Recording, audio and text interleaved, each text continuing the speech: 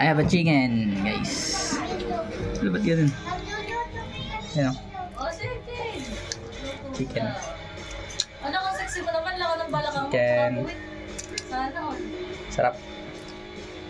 Sana all gifted ng balakang at puwit. Ano kaya yan? Hanggang pagdadalaga na kaya yan? Katawan mo yan? Ano yan? Ano yan kaya, chef? Ano na kaya yan? Ben, ayaw mo na may gatas? Sarap. Anong ginagawa mo rin eh?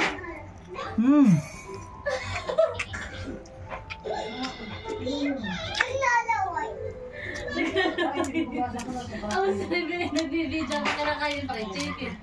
Ano na nararamdaman niyo? Sarap.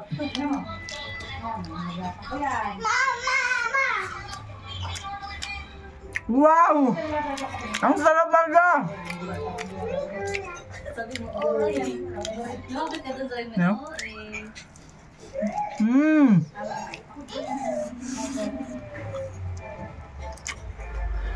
Wala siyang kamukha kay mama. Sobrang sarap.